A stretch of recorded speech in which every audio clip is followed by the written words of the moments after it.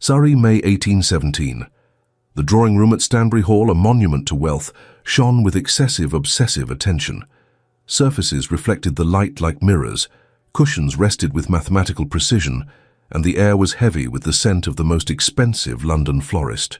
The afternoon sunlight streaming through the tall windows painted golden rectangles across the Aubusson carpet, illuminating Lady Cordelia Jane Stanbury as she stood before the gilt-edged mirror, examining her reflection with the critical eye of a general inspecting troops before battle. 22 years old, possessed of a fortune that made her one of the most sought-after heiresses in England, and blessed with the kind of classical beauty that turned heads in every ballroom from London to Bath, Cordelia had spent the entirety of her privileged existence learning one fundamental truth. She was perfect, and the world existed to accommodate her perfection. Today, that perfection had been insulted. Her lady's maid, Jenkins, hovered nervously near the door, holding a silver tray bearing the afternoon's correspondence. Jenkins stood rigidly, knowing through painful experience that Lady Cordelia in a temper was a force of nature best observed from a safe distance. 3 o'clock, Jenkins, Cordelia said, her voice carrying the kind of icy precision that could freeze wine in its glass. The Duke of Halston was to arrive at precisely 3 o'clock. What is the time now? 4:15, my lady, Jenkins whispered. 75 minutes late. Cordelia turned from the mirror, her blue silk gown rustling with each measured movement. The dress had cost £300 and required 2 hours with the hairdresser that morning. Every detail of her appearance had been calibrated to remind the Duke of Halston exactly whom he was fortunate enough to be meeting. 75 minutes that I have stood in this room, prepared to receive a gentleman who apparently believes that punctuality is optional.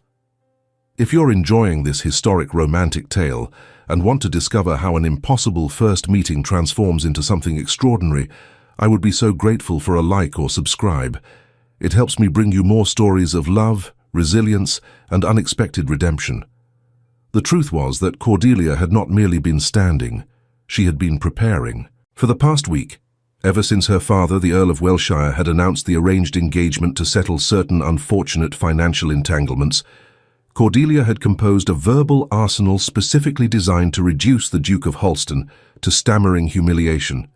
She had rejected 5 previous suitors with surgical precision. Lord Derrington for teeth that protruded slightly when he smiled, a flaw Cordelia found profoundly vulgar. Sir Marcus Whitley for a laugh that reminded her of a donkey in distress. Viscount Fairmont for hands that perspired during their single dance together. Mr. Jonathan Dalton for owning a horse she deemed insufficiently impressive. Lord Kingsley for wearing cologne so heavy it made her eyes water. Each rejection had been delivered with such exquisite cruelty that the gentleman in question withdrew from society for weeks afterward, nursing wounds to pride that would never fully heal. Cordelia collected these victories the way other young ladies collected pressed flowers, and she had every intention of adding the Duke of Halston to her gallery of defeated suitors. The fact that her father's gambling debts made this engagement rather less optional than previous courtships only sharpened her determination to make the Duke understand exactly what kind of extraordinary creature he was being permitted to marry. "When he arrives," Cordelia said, smoothing an invisible wrinkle from her skirt, "you will show him directly in. No tea service, no pleasantries. I want him to understand that his discourtesy has been noted and will not be forgiven easily." "Yes, my lady." Jenkins clutched the tray more tightly. "Shall I inform your father?" "My father is precisely where such information is least useful, which is to say, hiding in his study pretending this situation does not exist." Cordelia's voice carried a hint of the contempt she felt for the Earl's weakness. A gentleman who could lose £40,000 at the gaming tables over the course of a single season hardly deserved respect. "No, Jenkins, this is my battle, and I intend to win it with such decisive force that His Grace will spend the remainder of his days grateful I consented to overlook his appalling lack of manners." She had spent hours perfecting her opening salvo. The first 15 minutes would be devoted to a detailed catalogue of his failures, delivered with such icy politeness that he would feel each word like a rapier thrust. The next 10 minutes would establish the rules under which this unwanted marriage would proceed. rules that would make abundantly clear who held the true power in their union. The remainder of the interview would be devoted to demonstrating through subtle verbal warfare that while circumstance might compel her to marry him, he would never, ever possess her respect or affection. It was going to be magnificent. The sound of carriage wheels on gravel drew Cordelia's attention to the window. As she positioned herself in the center of the room, spine straight, chin lifted, she felt a subtle, unwelcome tension grip her spine as the approach of the wheels and footsteps suggested a deviation from the expected rhythm. This was the moment. The Duke of Halston, whoever he might be, was about to learn that Lady Cordelia Jane Stanbury was not a woman to be kept waiting.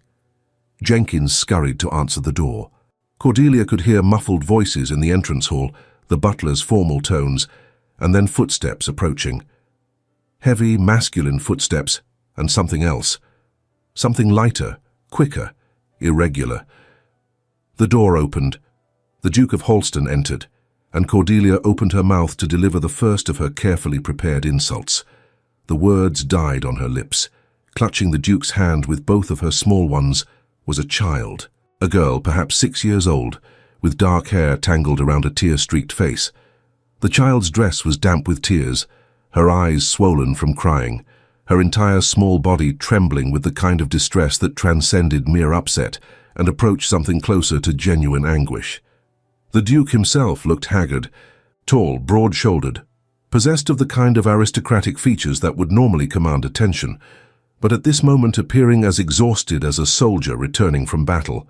His cravat was askew, his coat rumpled, and there were what appeared to be small wet handprints on his waistcoat.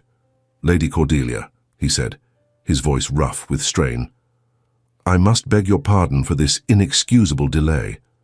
My niece Sophie suffered a severe episode of distress, and I found myself utterly unable to calm her sufficiently to leave her in the care of servants. I have brought her with me as a matter of last resort. If this arrangement causes you offense, I shall understand completely should you wish to terminate our acquaintance immediately." Cordelia stared at him, then at the child, who was now peering at her through swollen eyes with an expression of such profound fear that it made something twist uncomfortably in Cordelia's chest. Every cutting remark she had prepared evaporated like morning mist. Cordelia felt a sharp, unexpected pain in her breast, a sensation wholly unfamiliar to her carefully curated life. "Is she well?" The question emerged before Cordelia fully registered that she was speaking. "Has she been injured?" The child made a sound somewhere between a hiccup and a sob. "Uncle Sebastian is going to die," she said, her voice breaking on every word. "Just like Mama and Papa. Everyone dies. He was going to leave, and I knew he would not come back. I knew it." The words hit Cordelia like a physical blow. She had been prepared for many things: arrogance, condescension, the casual dismissal of her feelings that men of rank so often displayed. She had not been prepared for this, a child in genuine agony, clinging to her uncle with the desperate strength of someone who had already lost everything and could not bear to lose more.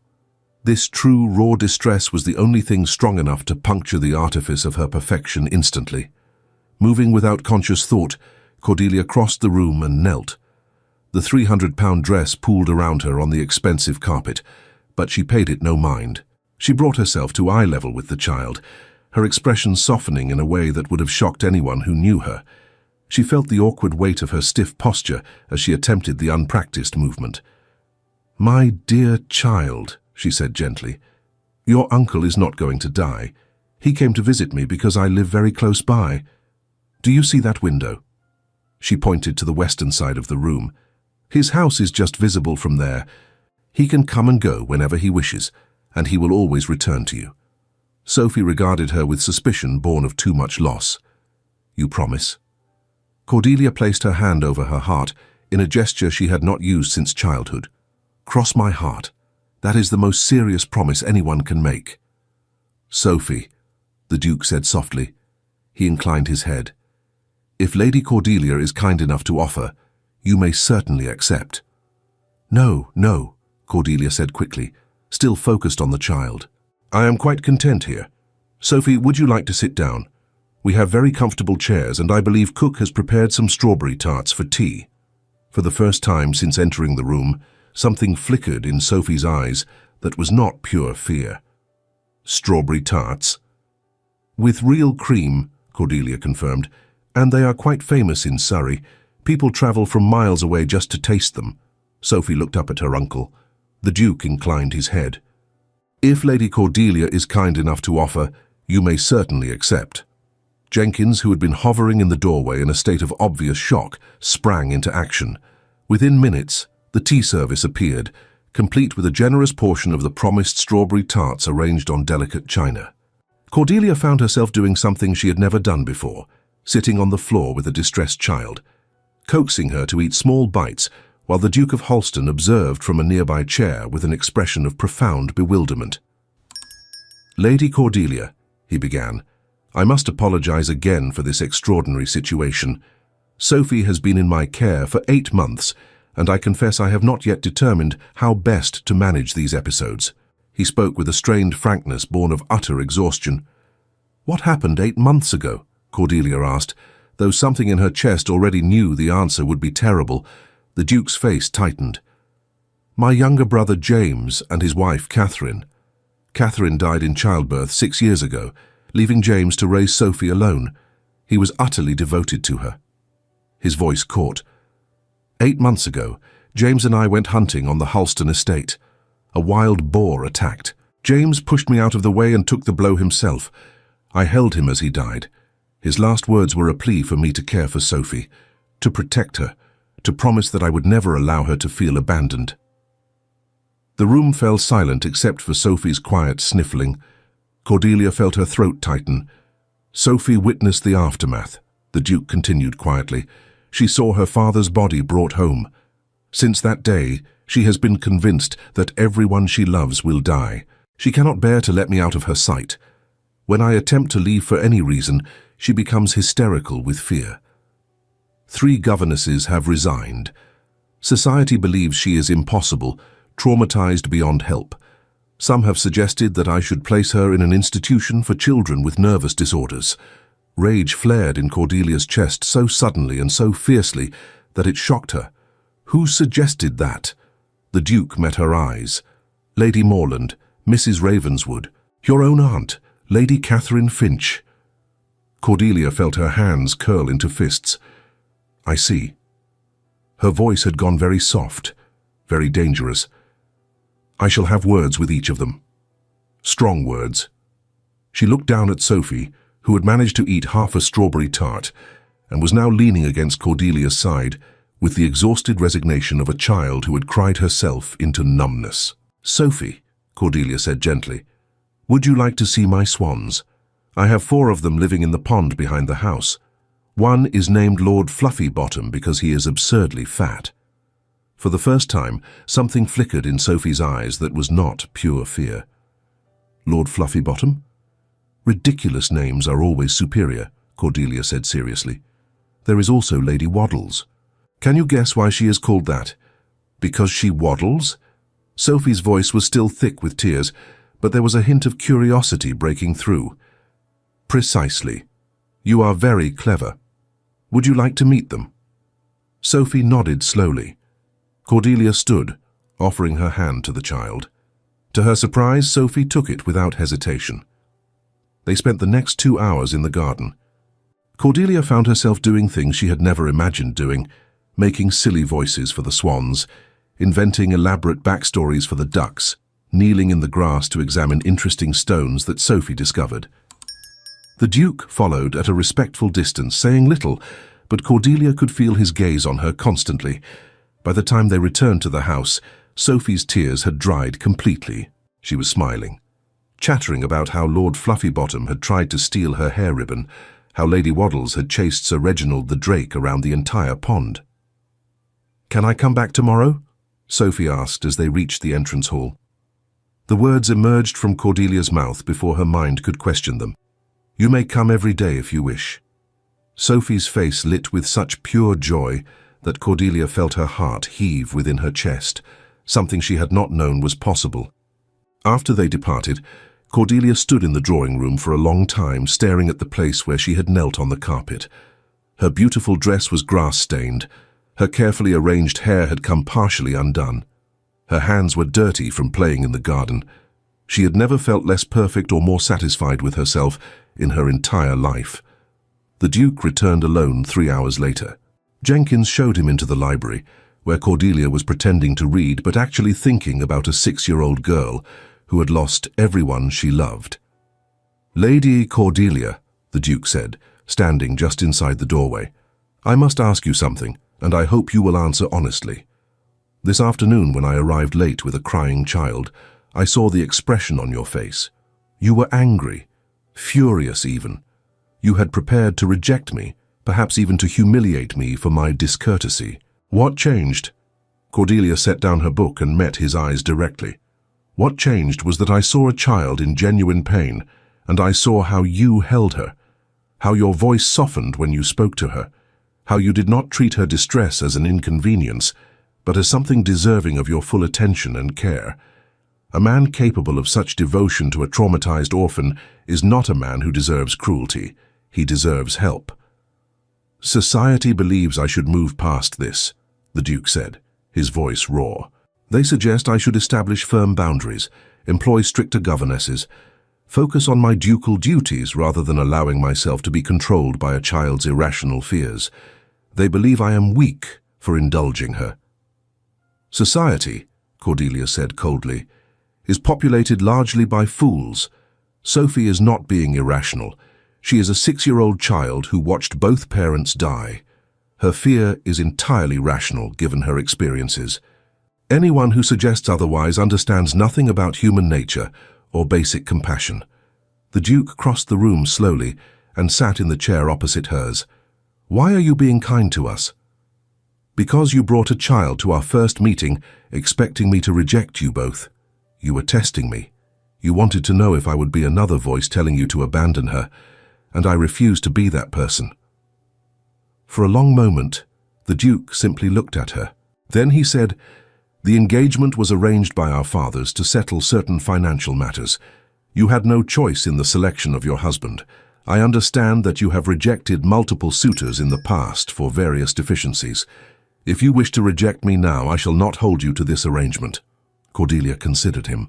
He was handsome in a severe way, with dark hair beginning to show silver at the temples, eyes the color of storm clouds, and a mouth set in a line that suggested he had forgotten how to smile. He looked like a man carrying the weight of the world on his shoulders, and doing so without complaint because he believed it was his duty. "I do not wish to reject you," she said, "but I must be clear about something. If we marry, it will not be because of financial arrangements or family obligation. It will be because Sophie needs someone in her life who sees her pain and responds with compassion rather than institutionalization, and because you, Your Grace, are a man of infinitely greater consequence than the 5 gentlemen I found wanting. They were whole, undamaged, and yet they were also small, petty, and utterly unworthy. You have been broken by loss and remain standing. That is worth infinitely more." The Duke's eyes brightened with what might have been tears. "You would truly accept." "On one condition," Cordelia said. "I will not be a duchess who stands aside while society treats Sophie as a problem to be solved. I will defend her with every weapon I possess, and I possess quite a few. Anyone who speaks cruelly of her will discover exactly how sharp my tongue can be when properly motivated. Can you accept a wife who may cause a considerable rupture in your social circle in defense of your niece?" "I would consider it the greatest blessing of my life," the Duke said softly.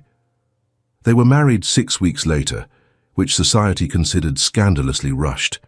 The wedding was small by aristocratic standards, held at the chapel on the Halston estate. Sophie served as flower girl, though halfway through the ceremony, she panicked and ran to Cordelia. "You are going to stay?" Sophie whispered urgently, clutching Cordelia's wedding gown with both hands. "Even now that you are married? Forever?"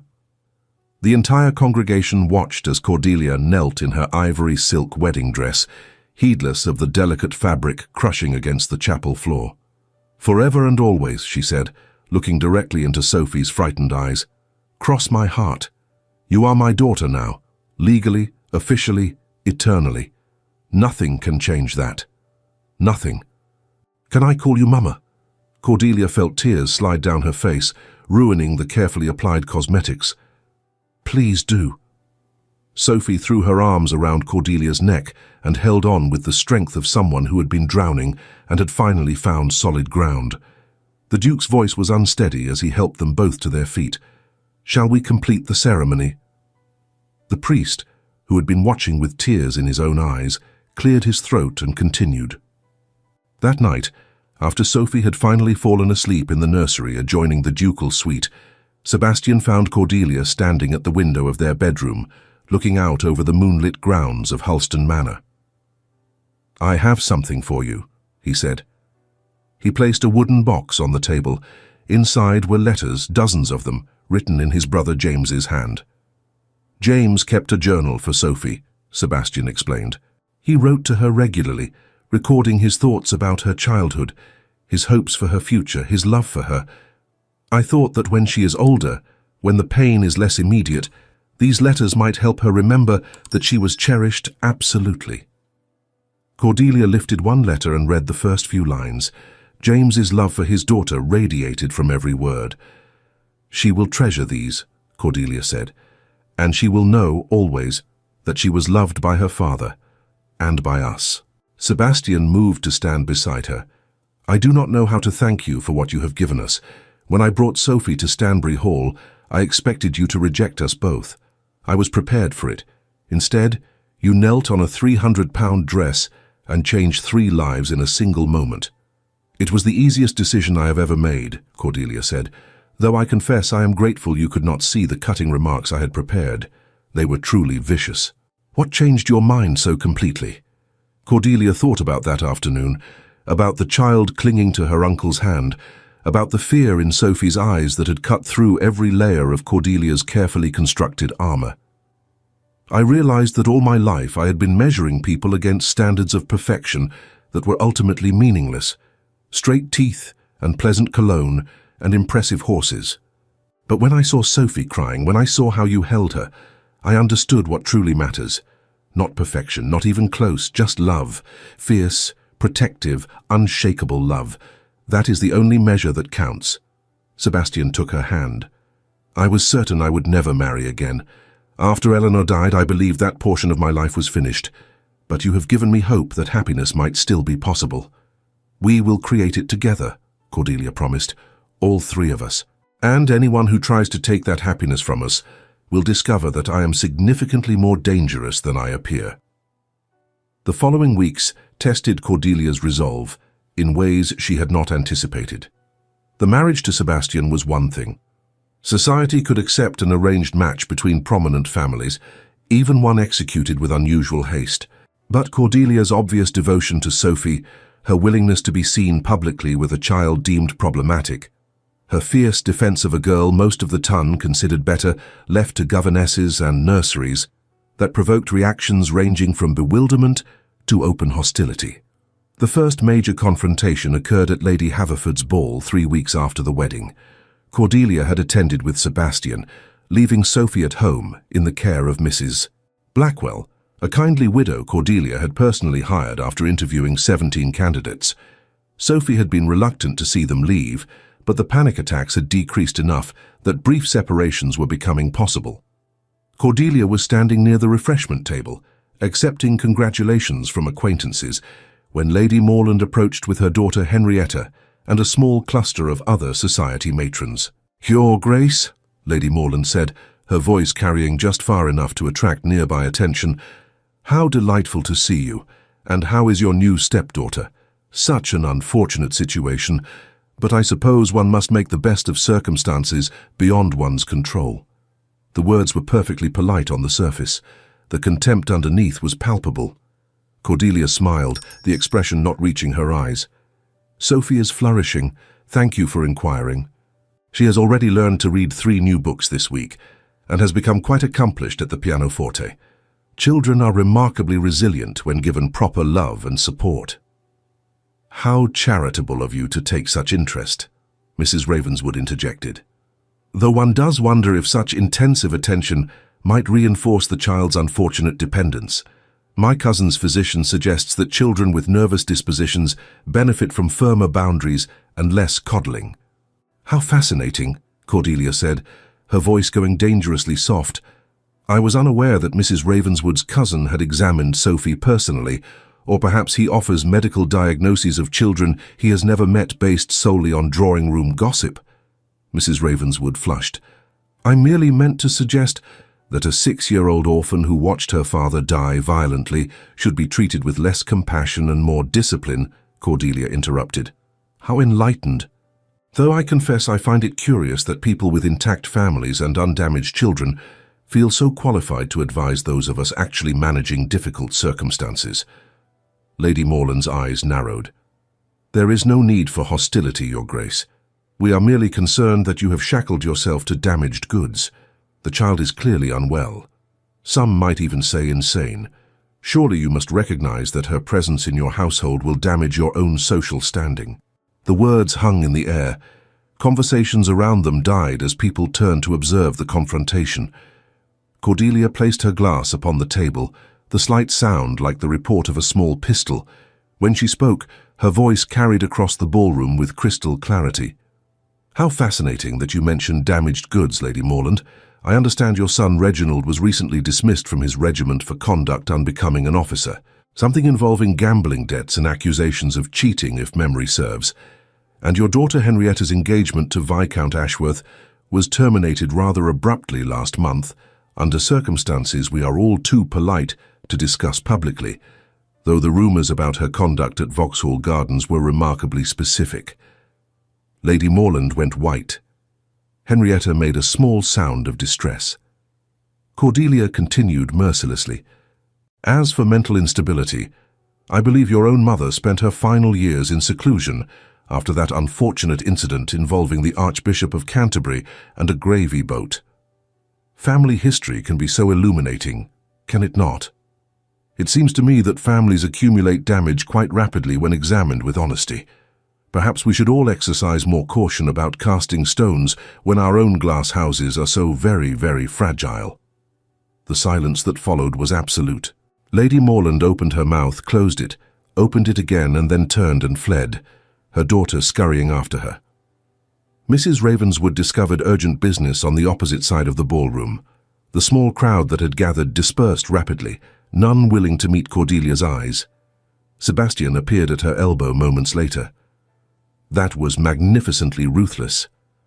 I warned you I would make enemies, Cordelia said calmly, retrieving her wineglass. How you also warned me it would be magnificent. He offered his arm. Shall we dance? I believe the orchestra is beginning a waltz, and I would very much like to hold my fierce Duchess and celebrate her destruction of society's cruelest gossips. The event was reported in every drawing room before the following noon. By morning, everyone who mattered knew that the new Duchess of Holston was not to be trifled with where her stepdaughter was concerned. Several ladies who had been preparing cutting remarks about Sophie quietly reconsidered their positions, but the confrontations did not end with Lady Morland. 6 weeks into the marriage, Cordelia received a note from her aunt, Lady Catherine Finch, requesting a private audience. They met in the drawing room at Stanbury Hall, the same room where Cordelia had first encountered Sophie. Lady Catherine swept in with her usual imperious confidence, settling herself in the best chair without invitation. Cordelia, you look well, though I notice you have lost some weight. Marriage must be proving stressful. Not at all, Cordelia said coolly. I have never been happier. How delightful. Lady Catherine's smile did not reach her eyes. Though I must confess, I find myself concerned about certain choices you have made. This obsession with the Duke's niece, for instance. People are beginning to talk. People always talk, Aunt Catherine. It is their primary occupation. This is different. Lady Catherine leaned forward. I fear you are compromising your position, Cordelia. Associating so publicly with a child who is clearly mentally unstable. Refusing invitations so you can remain home with her. Snapping at perfectly well-meaning ladies who offer advice. You are making yourself look foolish. Cordelia felt ice form in her veins. Sophie is not mentally unstable. She is a traumatized child learning to trust the world again. She is insane, Lady Catherine said bluntly. Everyone can see it. The fits of hysteria, the irrational fears, the inability to function normally. The kindest thing you could do is follow the suggestion I made to the Duke before your marriage. Place her in a proper institution where trained professionals can manage her condition. Then you can focus on your actual duties as a duchess. For a long moment, Cordelia simply stared at her aunt. This woman who had helped raise her after her mother died, who had taught her to navigate society, to understand the unwritten rules that governed their world, who had always seemed so sophisticated, so knowledgeable, so worthy of respect and emulation. Cordelia saw her clearly now for the first time. Not sophisticated, not wise, simply cruel and utterly devoid of genuine compassion. "Aunt Catherine," Cordelia said, her voice very soft and very final, "you called my daughter insane. You suggested she should be locked away in an institution where she would be drugged and restrained and treated like an animal. You recommended that my husband abandon a grieving 6-year-old child who had already lost both parents to death and violence. And you did all of this not out of concern, but because Sophie's trauma is inconvenient, because her pain makes you uncomfortable, because in your small, stunted worldview, anything that disrupts the smooth surface of society must be hidden away or destroyed." Lady Catherine's face flushed. "I am trying to help you." "No," Cordelia stood. "You are trying to pressure me into abandoning a child who needs me, and I will not do it. Not for you, not for Lady Morland, not for anyone. Sophie is my daughter. She will remain my daughter. And you, Aunt Catherine, are dead to me. I do not wish to see you again. Do not call on me. Do not write to me. Do not approach me in public. You are nothing to me now. You are beneath my notice." "You ungrateful girl. Leave," Cordelia said flatly, "before I have you removed." Lady Catherine rose, trembling with fury. "You will regret this. When that insane child destroys your marriage and your standing, when you find yourself isolated and alone, do not come begging for my forgiveness." "I will not," Cordelia promised, "because I would rather be alone with my family than embrace the empty cruelty you mistake for civilization. Goodbye, Aunt Catherine. I hope I never see your face again." The older woman left, her exit lacking the dignity she had probably imagined. She swept out of Stanbury Hall with her head high, but Cordelia could see the trembling in her hands, the uncertain wobble in her step. The cut was absolute and permanent. Lady Catherine attempted to attend several social events in the following months, but found doors closing to her with increasing frequency.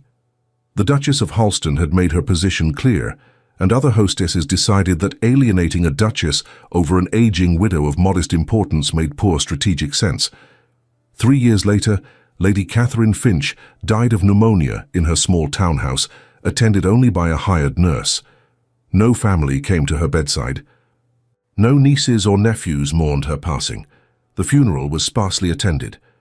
Cordelia learned of her aunt's death through a brief note from her father, the Earl offering only a cursory regret and noting the lack of family present.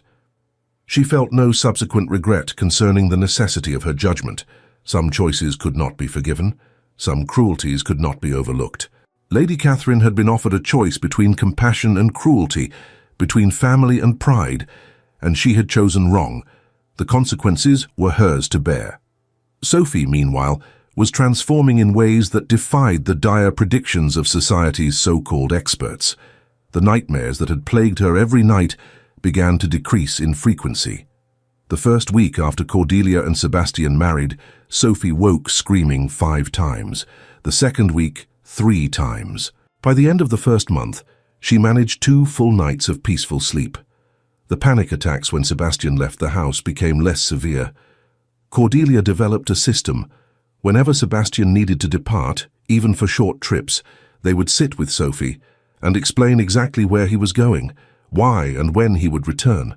They would mark the time on a special clock Cordelia had commissioned, with painted hands that Sophie could watch moving toward the promised return. "Your uncle is going to visit the tenants in the East Fields," Cordelia would explain patiently. "He will leave at 10 o'clock and return by 3 o'clock. See this big hand? When it points to the 3, that is when he will be home. You and I will spend the time reading together, and perhaps we will bake biscuits with Cook. The time will pass quickly." And it did. Not instantly, not magically, but gradually. Sophie learned through repetition that Sebastian always returned when he said he would, that Cordelia's promises were inviolable, that the world, while still capable of tragedy, was not the constant threat she had believed it to be. The former governesses would have been astonished by Sophie's progress, but the narrative notes that those women had viewed Sophie's trauma as defiance to be punished rather than pain to be healed. They had seen her tears as manipulation rather than genuine anguish. They had approached a wounded child with discipline, when what she needed was patience. Cordelia provided that patience in abundance. She sat with Sophie through nightmares, holding her and singing soft lullabies until the terrors receded. She never showed impatience when Sophie asked for the 7th time in an hour whether Mama was truly staying forever. She invented games and distractions for the moments when anxiety threatened to overwhelm. Sebastian watched this transformation with something approaching awe. "You have achieved in weeks what I could not manage in months," he told Cordelia one evening after Sophie had finally fallen asleep. "You kept her alive," Cordelia corrected gently. "You kept her safe and loved through the darkest period of her life. I am simply building on the foundation you created. Do not diminish what you accomplished alone, Sebastian. It was extraordinary." But she was doing more than building on his foundation. She was teaching Sophie something Sebastian, in his grief and guilt, had struggled to convey, that love did not require the beloved to be perfect. That being wounded did not make someone unworthy. That needing help was not the same as being weak. Cordelia, who had spent her entire life prior to meeting Sophie in pursuit of perfection, understood with painful clarity how destructive that pursuit could be. She recognized in Sophie's desperate attempts to avoid causing problems, to be good enough to deserve love, echoes of her own past. The difference was that Sophie's trauma was sudden and external, while Cordelia's had been gradual and self-inflicted. "You do not have to earn love," Cordelia told Sophie one afternoon as they sat together in the garden, watching the swans. "Love is not a reward for good behavior or a prize for being perfect. It simply is. I love you whether you have nightmares or sleep peacefully, whether you cry or laugh, whether you are frightened or brave. You could not do anything that would make me stop loving you, Sophie. That is the nature of being family." Sophie absorbed this slowly, testing the truth of it through small transgressions. She spilled ink on an expensive carpet, certain she would be punished or sent away. Instead, Cordelia simply helped her clean it up and moved the inkwell to a safer location. She woke from a nightmare and vomited on Cordelia's nightgown, horrified by her own lack of control. Cordelia changed clothes without complaint and held her until she calmed. She broke a porcelain figurine while dusting the library shelves, something she had been explicitly told not to touch. "I am sorry," Sophie whispered, tears streaming down her face. "I know I should not have been playing with it. Please do not send me away." Cordelia knelt beside her, carefully collecting the broken pieces. "Sophie, look at me, look at my eyes. Do I look angry?" Sophie searched her face and shook her head slowly. "This figurine belonged to Sebastian's grandmother. It has been in the Daventry family for 4 generations. It was valuable and beautiful, and now it is broken. And I am not angry. Do you know why? No, Mama. Because you are infinitely more valuable than any porcelain.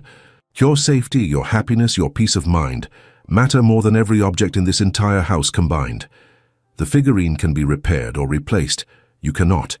You are irreplaceable, Sophie. Remember that always."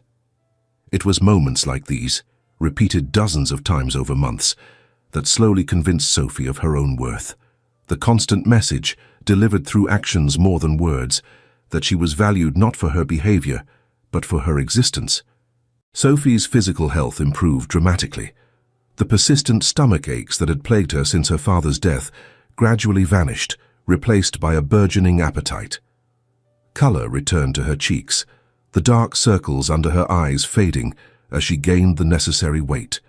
Her former thinness disappeared, replaced by the robust health of a child finally secure. She began to play. At first, hesitantly, as though afraid to enjoy herself, then with increasing confidence and joy. Cordelia would sometimes stand at the window watching Sophie run through the gardens, chasing butterflies or playing with the stable cat, and feel her throat tighten with emotion. This was what childhood should look like, not the terrified clinging, the constant vigilance, the inability to relax into the moment. Sebastian noticed it too. "She laughed today," he told Cordelia one evening, his voice rough with suppressed emotion. "A real laugh. The kind James used to describe from before Catherine died. I had begun to think I would never hear that sound from her." "You will hear it often now," Cordelia promised. "She is learning that joy is permitted, that she can be happy without fearing that happiness will be ripped away." Education became less of a battle as well. The previous governesses had reported that Sophie was unteachable, distracted, unable to focus. Mrs. Blackwell, the governess Cordelia had hired, reported something different entirely. "The child is remarkably intelligent, Your Grace," Mrs. Blackwell told Cordelia after the first month. "She reads far above her age level and has an excellent memory for poetry. Her mathematical skills are sound. The previous governesses likely mistook anxiety for inability. When she trusts that mistakes will not result in punishment or abandonment, she learns quite readily." Cordelia was unsurprised. Fear was the greatest impediment to learning, and Sophie had been operating under a constant burden of terror. Remove the fear, provide safety, and capability emerged naturally. By the time Sophie turned 7, the changes were remarkable enough that even society began to notice. Ladies who had predicted disaster, who had assured each other that the child was hopelessly damaged, found themselves forced to revise their opinions when confronted with evidence of Sophie's recovery. At a musicale 6 months after the wedding, Sophie performed a simple piece on the pianoforte. Her hands shook slightly, and she missed 2 notes near the end, but she completed the performance and accepted the polite applause with a shy smile. Several ladies who had been most vocal in their criticism of Cordelia's devotion to her stepdaughter found themselves uncomfortably silent. Mrs. Ravenswood, who had suggested that Sophie suffered from an incurable nervous condition requiring institutionalization, was heard to remark that "the child seems improved," a comment so grudging it practically choked her. Lady Haverford, who had initially sided with Lady Morland but had later reconsidered after witnessing Cordelia's verbal evisceration of her critic, approached Cordelia after the musicale with something approaching respect. "Your Grace, I must confess that I doubted your approach with Lady Sophie. I thought you were being foolishly indulgent. I see now that I was mistaken. The child has made remarkable progress. You should be commended." "Thank you, Lady Haverford," Cordelia said coolly. "Though I must note that Sophie's progress resulted not from any special technique, but simply from being treated with basic human compassion and patience.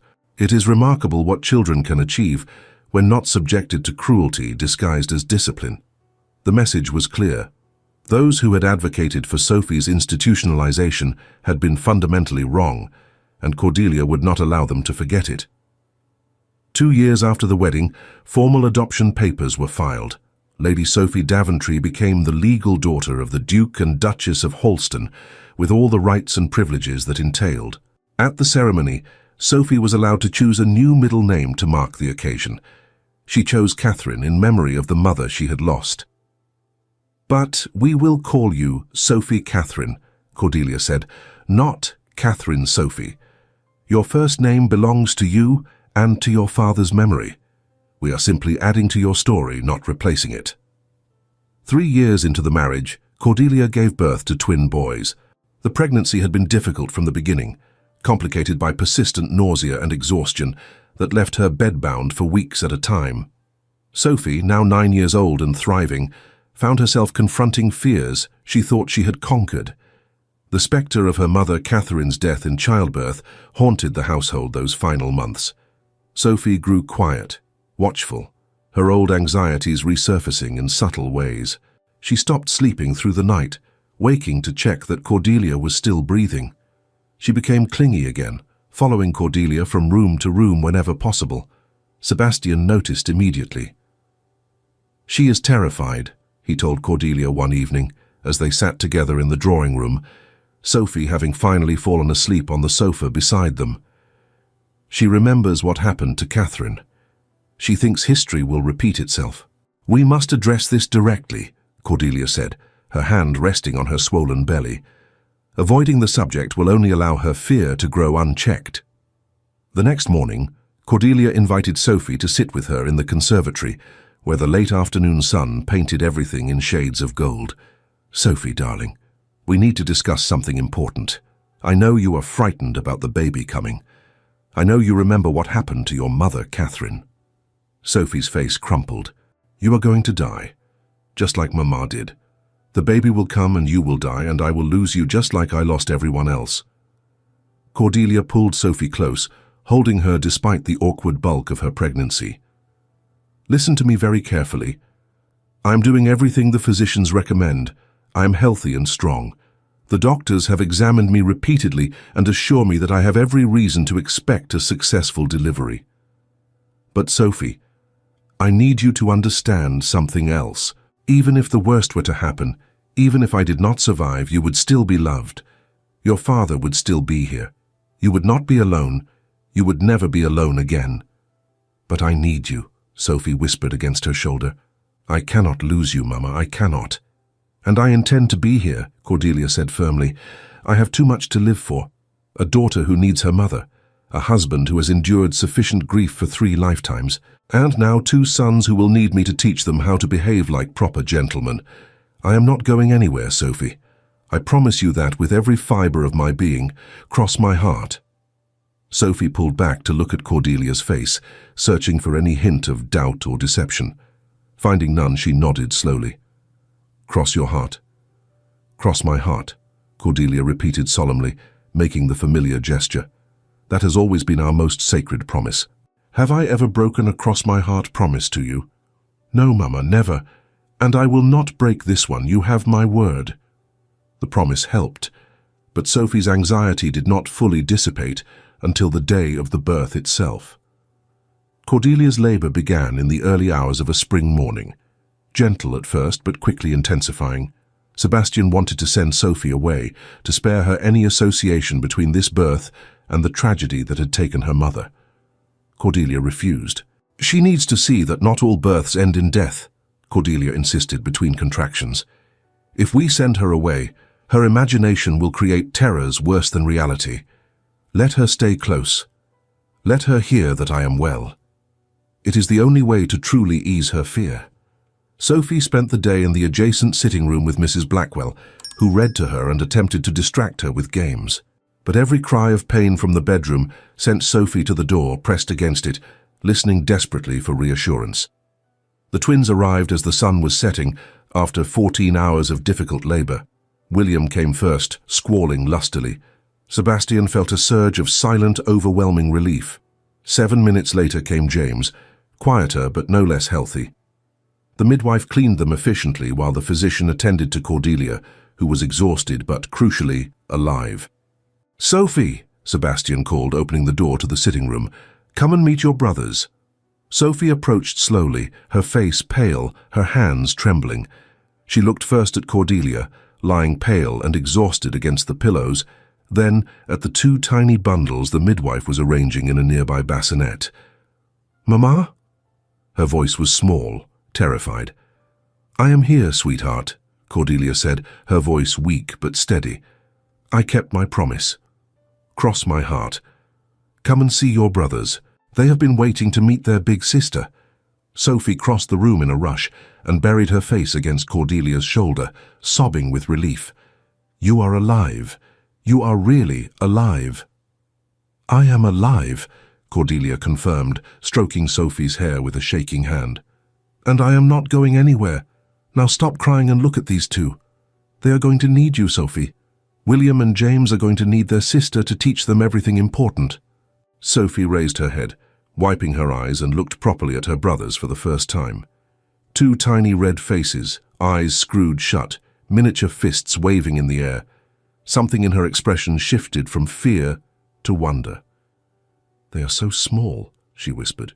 "They will grow," Sebastian said, moving to stand beside the bassinet. "And they will be fortunate to have you as their sister. You will teach them to be brave, Sophie, to face their fears. To understand that family means never being alone." Sophie reached out tentatively and touched James's tiny hand. His fingers reflexively closed around one of hers. She gasped. "He is holding me." "He recognizes the bond of kinship, Sophie," Cordelia said softly. "He knows you will protect him."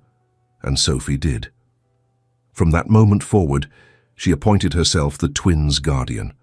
When they cried in the night, she would wake and creep to the nursery to check on them. When they were fussy, she would sing to them the same lullabies Cordelia had sung to her during her nightmares.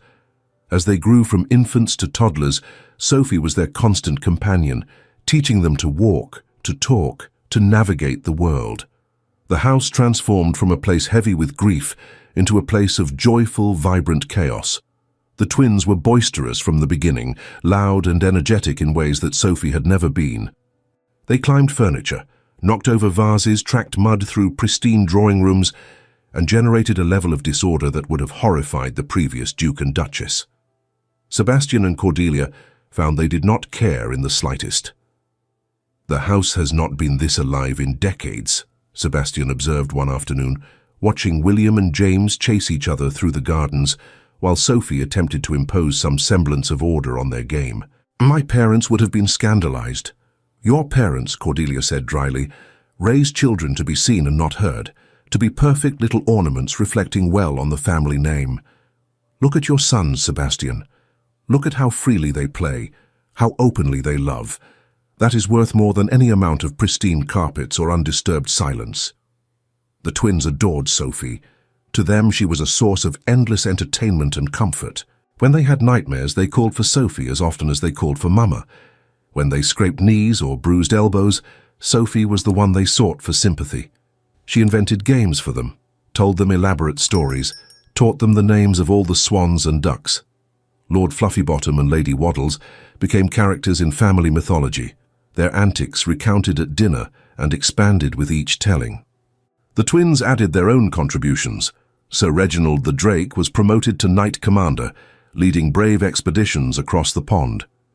Miss Featherbottom, a particularly dignified hen, became the twins' favorite, and they insisted on collecting her eggs personally each morning. The family grew together in ways that defied the rigid formality typical of aristocratic households. Cordelia could often be found sitting on the floor of the nursery, her expensive gowns forgotten, playing blocks with her sons while Sophie read aloud from adventure stories.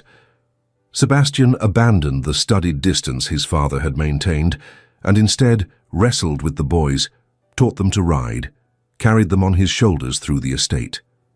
Visitors who called expecting ducal grandeur often found themselves confronted with comfortable chaos. The drawing room might contain scattered toys. The library held not just leather-bound classics, but children's primers and picture books. The formal gardens featured an elaborate play structure Sebastian had commissioned, complete with swings and a small climbing wall. Society matrons who still clung to rigid propriety found this shocking. The Duchess of Halston, they whispered, was allowing her children to run wild. Discipline was lacking. The boys were being ruined by excessive affection. Sophie was being given responsibilities beyond her station as a girl. Cordelia heard these whispers and laughed. "They believe children should be ornaments," she told Sebastian.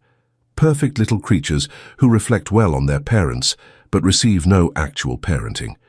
They think love makes children weak. They are wrong, and I have neither the time nor the inclination to convince them otherwise." The proof, ultimately, was in the results. The twins, despite their energetic chaos, were developing into remarkably well-adjusted children. They were confident but not arrogant, energetic but not undisciplined, affectionate but not clingy. They treated servants with respect because they saw their parents do the same. They showed compassion for animals because Sophie had taught them that all creatures deserved kindness. They were learning that mistakes brought gentle correction rather than harsh punishment, that love was unconditional, that family meant safety. And Sophie, the child society had deemed irreparably damaged, was thriving in ways that continued to astound anyone who had known her during those dark early months. At 12 years old, she was confident, articulate, accomplished in music and languages, and possessed of a deep compassion, clearly learned from Cordelia's example. She still remembered her losses. Her father James lived in her memory, kept alive through the stories Sebastian told and the letters he had left behind. But the grief no longer defined her. It was part of her history, a source of strength rather than a source of paralysis. "You saved her," Sebastian told Cordelia one evening, as they stood together watching Sophie help the twins prepare for bed, her patience endless as she dealt with their delaying tactics and requests for just one more story. "We saved her," Cordelia corrected. "You kept her alive and safe during the worst of it. I simply helped her learn to trust again. But ultimately, Sophie saved herself. She chose to keep living, to keep hoping, to keep believing that love was possible, even after experiencing unimaginable loss. That kind of courage cannot be taught. It can only be witnessed and honored." The family continued to grow and evolve. The twins developed distinct personalities. William was the bolder of the two, always the first to attempt something new, quick to make friends, loud in his enthusiasms. James was more thoughtful, preferring books to rough play, content to sit quietly observing the world. They were different, but inseparable, two halves of a whole. Sophie grew into a young woman of remarkable character. At 14, she was already turning heads in society, not just for her beauty, but for her poise and intelligence. Cordelia noticed how her daughter carried herself at Lady Harrogate's recent evening party, moving with a calm assurance that belied her years. Young gentlemen began to take notice, though Sophie treated their attentions with amused detachment. "I am in no hurry," she told Cordelia, when questioned about potential suitors. "I have seen what real love looks like. Anything less would be a disappointment." "What does real love look like?" Cordelia asked, curious to hear her daughter's perspective. "It looks like you and Papa," Sophie said simply. "Like choosing each other every day. Like kneeling on expensive dresses because a crying child matters more than silk. Like defending each other fiercely while remaining gentle with each other always. That is what I want. Nothing less will do." 8 years after that first meeting, the Daventry family gathered in the library at Holston Manor on a rainy autumn afternoon. Sophie, now 14, sat in the window seat with a book of poetry open on her lap, though she was reading aloud rather than silently. William and James, 7 years old and showing no signs of slowing their perpetual motion, sprawled on the carpet, supposedly building something from wooden blocks, but actually engaging in a heated debate about whether knights or dragons would win in a proper battle. "Dragons have fire," James argued, his face serious. "Knights have swords. Fire beats swords. But knights have armor," William countered. "The fire bounces off." "Fire does not bounce," James said witheringly. "It melts." Sophie glanced up from her book, amusement dancing in her eyes. Perhaps the knight and dragon could negotiate a peaceful settlement. Not everything must be resolved through combat. "That is boring," both boys declared in unison. Sebastian sat in his favorite chair near the fireplace, a stack of correspondence beside him that he was systematically ignoring in favor of listening to his children. Cordelia worked on embroidery at the small table by the other window, though she kept pricking her fingers because she was watching her family rather than her stitches. This was happiness, she thought, not the glittering perfection she had once pursued so relentlessly. Not the flawless surface that impressed society while concealing emptiness beneath. This was the messy, chaotic, absolutely genuine joy that came from being truly known and truly loved. "Mama," Sophie said, setting aside her book. "My friend Lady Victoria Winslow asked me yesterday about how you and Papa met.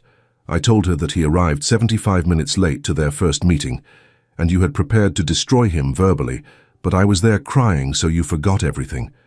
She was shocked. Cordelia laughed, the sound warm and unguarded. "That is a remarkably accurate summary, though perhaps slightly lacking in detail." "Why did you forget?" Sophie asked, her expression curious. "I saw your face when Uncle Sebastian first arrived. You were so angry, I thought you were going to say terrible things. What made you change your mind so completely?" William and James abandoned their blocks entirely, sensing that something interesting was about to happen. They scrambled up to sit near Sophie, all attention focused on their mother. Cordelia set down her embroidery and looked at Sophie, this remarkable young woman who had once been a terrified child clinging to her uncle's hand. "Because you were crying, sweetheart. And in that moment, I realized that all the cutting remarks I had prepared, all the social victories I had planned, all the petty things I had valued so highly were utterly meaningless compared to a child's genuine pain." "But you were so good at cutting remarks," Sophie said, a hint of mischief in her voice. "Everyone says so. They say you destroyed Lady Morland so thoroughly she never recovered." "Sophie," Sebastian said mildly, We do not gloat about the social destruction of others. Even when they deserved it, Sophie asked innocently.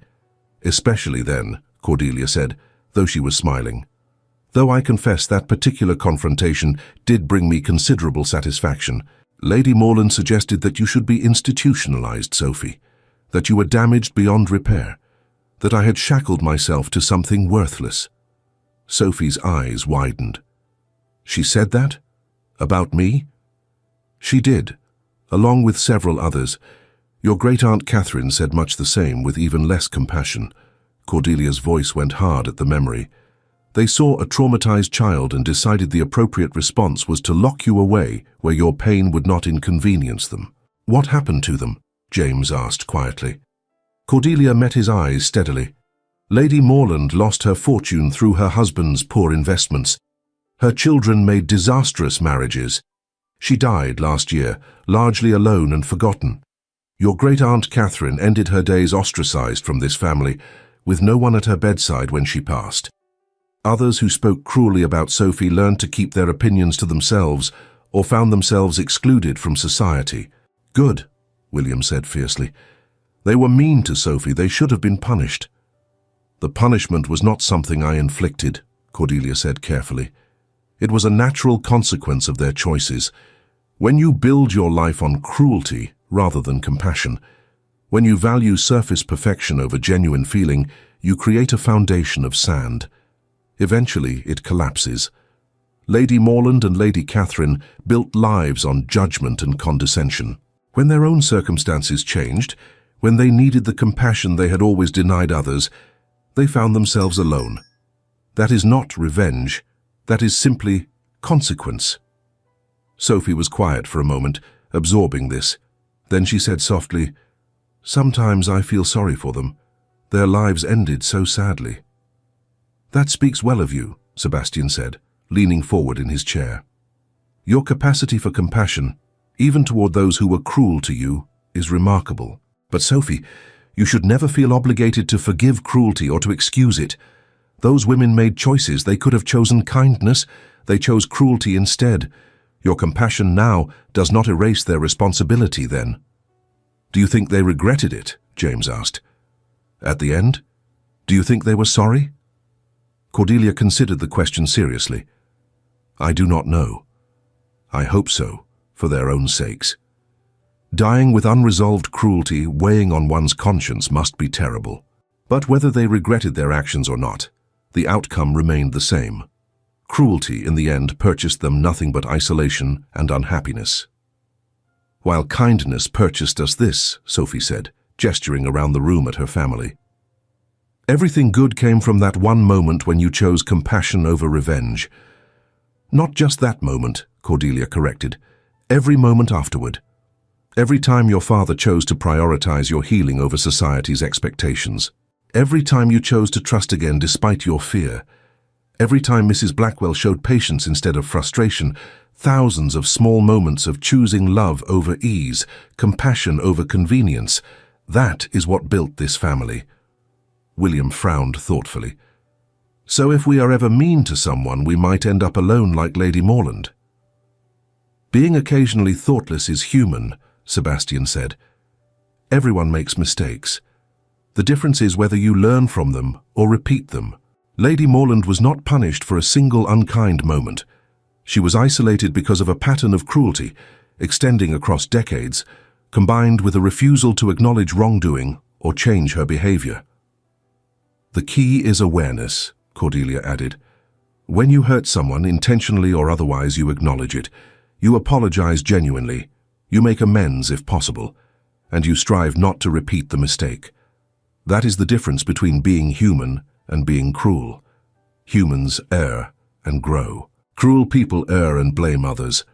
I try very hard not to be cruel," Sophie said softly. "Sometimes when I am angry or frustrated, I think of things I could say. Mean things, things that would hurt. But then I remember how it felt when people were cruel to me, and I keep the mean words inside. That is called wisdom," Sebastian told her, "and it is far more difficult than people realize. The quick, cutting remark is easy. Restraint requires strength." The rain intensified outside, drumming against the windows. The fire crackled in the hearth. The family sat together in comfortable silence for a moment, simply being together, secure in the knowledge that they were loved and safe. Then Sophie said, "Mama, may I show you something?" She retrieved a leather-bound journal from the shelf where she kept her most precious possessions. The binding was worn now, the pages creased from repeated handling. She opened it carefully and carried it to Cordelia. "I have been keeping this since that first day," Sophie explained, "since the day you and Papa brought me to Stanbury Hall and you knelt down to talk to me."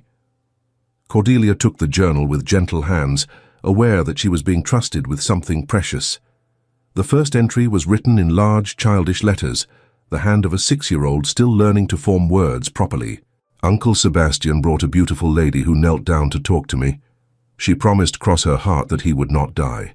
She kept her promise." Cordelia felt her throat tighten. She turned the page. Entry after entry, each one documenting a promise Cordelia had made, and noting always whether the promise had been kept. "You will be my daughter. Promise kept. We will visit the swans every day this week.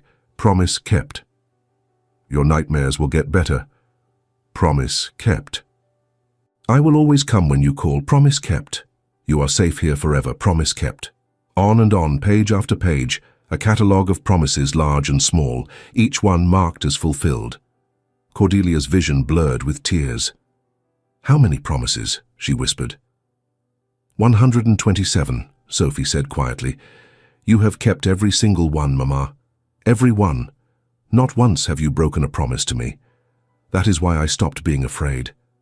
That is why I could trust again, because your promises are inviolable."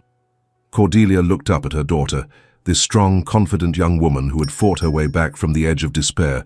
"Sophie, I know," Sophie said, moving to wrap her arms around Cordelia. "You do not need to say it, I know."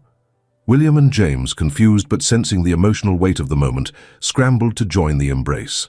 Sebastian rose from his chair and folded his arms around all of them, the family pressed together in a tangle of limbs and love. "I never want to leave this," James said, his voice muffled against Cordelia's side. "Can we just stay like this forever?" "We can stay like this for a few more minutes," Cordelia said, her voice thick with tears. "And then you two need to practice your penmanship before dinner. But the feeling behind this, the knowledge that we belong to each other, that stays forever, that never leaves no matter where we go or what we do." "Even when we are grown?" William asked. "Especially then," Sebastian said. "Family is not about proximity. It is about bonds that cannot be severed by distance or time. You two will grow up, will make your own lives, perhaps move to distant estates or even abroad. Sophie will marry someday and create her own household. But this, what we have built together, remains unchangeable. You will always be our sons, Sophie will always be our daughter, we will always be your parents. Nothing can alter that." They remained like that for several more minutes, until the boys grew restless and the embrace naturally dissolved. William and James returned to their blocks, though they were quieter now, more thoughtful. Sophie settled back into her window seat, but she kept the journal beside her, occasionally reaching down to touch its cover as though reassuring herself of its reality. That evening, after the boys had been put to bed and Sophie had retired to her room, Cordelia and Sebastian stood together at the window of their bedroom, looking out over the moonlit grounds of Halston Manor. "I was capable of profound unkindness," Cordelia said quietly. "Before Sophie, before you. I was prepared to destroy you for being late to our meeting. I had memorized cutting remarks designed to make you feel small and worthless. I was cruel for sport, because society rewarded that cruelty, and I had never learned to question whether those rewards were worth the cost. You were young and taught wrong," Sebastian said, taking her hand. "Your parents, your aunt, your social circle, they all taught you that perfection mattered more than kindness. That surface was more important than substance. That other people existed primarily as mirrors to reflect your own superiority. How were you supposed to know differently?" "I should have known," Cordelia insisted. "I was not a child. I was 22 years old enough to recognize cruelty for what it was. And yet, when confronted with genuine pain, with a child's tears, you changed instantly," Sebastian pointed out. The cruelty was a performance, Cordelia. A role you played because you thought it was expected. But underneath, your heart was always capable of compassion. Sophie simply gave you permission to drop the artifice and be genuine. Cordelia leaned against him, grateful for his solid presence. What do you think would have happened if you had come alone that day, if you had left Sophie at home? You would have eviscerated me verbally, Sebastian said without hesitation. You would have made it clear that you considered the marriage an insult and me unworthy. I would have agreed to dissolve the engagement immediately. You would have found some other way to resolve your father's debts. We would have lived separate lives, never knowing what we had missed. And Sophie would still be trapped in terror, Cordelia said softly, unable to heal because no one saw her pain as something deserving compassion rather than control. Perhaps, Sebastian agreed. Or perhaps she would have found healing another way with another person. But I am grateful we will never know. I am grateful for every moment of those 75 minutes I was late, because they led to you kneeling on a 300-pound dress and changing 3 lives irrevocably. Best 300 pounds I ever spent, Cordelia said, managing a smile despite her tears. Though I suppose the cost was actually higher than that. I destroyed my relationship with my aunt, made enemies of half of society, became known as difficult, uncompromising, fierce. You became known as someone who could not be moved from her principles, Sebastian corrected. Someone who would defend the vulnerable with absolute conviction. Someone who valued people over propriety. There are worse reputations to have. Lady Victoria's mother told Sophie that she should be careful about emulating me too closely, Cordelia mentioned. She said I was admirable in my devotion, but that young ladies should cultivate more flexible temperaments. What did Sophie say? She said that she would rather be admirable and inflexible than flexible and forgettable. Cordelia laughed softly. The Winslow family was apparently rendered speechless. She is very much your daughter, Sebastian observed with obvious pride, in all the ways that matter most. They stood together in comfortable silence, watching clouds drift across the moon. Tomorrow would bring new challenges, new decisions, new moments of doubt or difficulty. The twins would cause some new chaos. Sophie would navigate the increasingly complex social world of a young woman approaching marriageable age. The household would continue in its usual tumult of lessons and meals and activities. But tonight the family was safe, whole and happy. The promises that had built their bonds remained unbroken. The love that had seemed impossible on that first painful afternoon had grown into something vast and unshakable. You know what I remember most about that day? Cordelia asked. Tell me. The expression on your face when Sophie took my hand and agreed to come see the swans. You looked stunned, completely undone, as though you had been preparing for rejection so thoroughly that acceptance was incomprehensible. I was undone, Sebastian admitted. I had brought Sophie expecting you to prove yourself, another voice, demanding I abandon her. When you knelt down, when you spoke to her with such gentleness, when you made her laugh about Lord Fluffybottom, I realized I had found something I did not know to look for. Not just a duchess to satisfy social obligation, but a partner, someone who would stand beside me in defending what matters. Someone who saw people as they truly were, not as society insisted they should be. We were both looking for the wrong things, Cordelia said. I was looking for perfect teeth and pleasant cologne, and superficial attributes that meant nothing. You were looking for someone who would tolerate Sophie's existence. What we found was so much more. We found family, Sebastian said simply.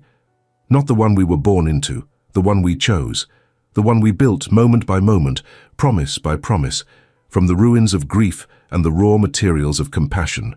Cordelia turned to face him, reaching up to touch his cheek. If I could go back to that day, to that moment before you arrived when I was rehearsing all those cruel remarks, what would I tell my younger self? What would you tell her? I would tell her that in 75 minutes her entire life is about to change, that a crying child is about to teach her everything she was too arrogant to learn before, that she is about to kneel on an expensive dress and discover that the only perfection worth pursuing is the perfect alignment of actions with values, that she is about to become a mother, a wife, a warrior for the vulnerable, and that every bit of it will be more difficult and more rewarding than anything she has ever known. Would she have believed you? Not for a moment, Cordelia admitted. She would have dismissed it as sentimental nonsense. She would have returned to her cutting remarks and her pride, which is why it needed to happen exactly as it did, not as advice or warning, but as direct confrontation with reality. Sophie's tears cut through every defense I had constructed. There was no way to intellectualize away her pain or dismiss it as unimportant. I either responded with compassion or revealed myself to be truly monstrous. And somewhere deep inside, beneath all the performance and pride, I was not willing to be monstrous. "You were never monstrous," Sebastian said firmly. "Misguided, yes. Taught wrong, certainly, but never truly cruel at the core. The capacity for what you have become was always there. It simply needed the right catalyst to emerge." "The right catalyst was Sophie," Cordelia said. "And you. And the courage to recognize that everything I had been taught about value and worth was fundamentally wrong. That has been the hardest part, I think. Not changing how I behave, but accepting how much of my life before was consumed by the meaningless pursuit of empty goals." "It was not wasted," Sebastian argued gently. "It brought you to that drawing room on that particular day. It gave you the social tools you have used to defend Sophie from her critics. It taught you how to navigate the ton's treacherous waters, knowledge that has been invaluable. Even our mistakes, even our misconceptions, serve a purpose if we learn from them." "You are often possessed of a greater hope than I, my dear," Cordelia said, but she was smiling. "We are all flawed, Cordelia, all carrying some damage from our pasts," Sebastian said. "The question is not whether we have been broken, but what we build from the pieces. You have built something remarkable. We have built it together, and whatever mistakes we made along the way, the result speaks for itself." Above them in the nursery, William and James slept peacefully, secure in the knowledge that morning would bring new adventures and that their family would be there to share them. Down the hall, Sophie sat at her desk, adding one final entry to her journal before sleep. "Promise number 128, she wrote carefully. "I promise to be the kind of person Mama taught me to be. Fierce when defending those I love, compassionate to those who are hurting, absolutely unforgiving to those who choose cruelty over kindness. I promise to remember that the best families are not born but built, moment by moment, promise by promise, love by fierce protective love. This is who I am because this is who they taught me to be." She closed the journal, placed it carefully on her bedside table, and extinguished her candle. Through the wall she could hear the twins breathing quietly in their shared room. Down the hall her parents were settling in for the night. The house was full of the sounds of life and love and the comfortable chaos that came with a family that chose each other. Sophie smiled into the darkness and fell asleep without fear, secure in the knowledge that some promises, once made and kept, could never be broken. Years would pass. The boys would grow into young men. Sophie would make a brilliant match with a gentleman who valued her intelligence and strength. Cordelia would become a grandmother, delighting in spoiling her daughter's children, the way she had once delighted in defending that same daughter from a cruel world. But the core truth remained unchanged, that a family built on fierce love and kept promises could weather any storm, survive any loss, and create from broken pieces something more beautiful than perfection ever could be. Lady Morland died forgotten. Lady Catherine Finch died alone. The 5 suitors Cordelia had rejected with such casual cruelty made mediocre marriages to mediocre women and lived mediocre lives. The Daventry family, meanwhile, thrived. Not because they were perfect, but because they understood what truly mattered. Not straight teeth or pleasant cologne or impressive horses. Just love.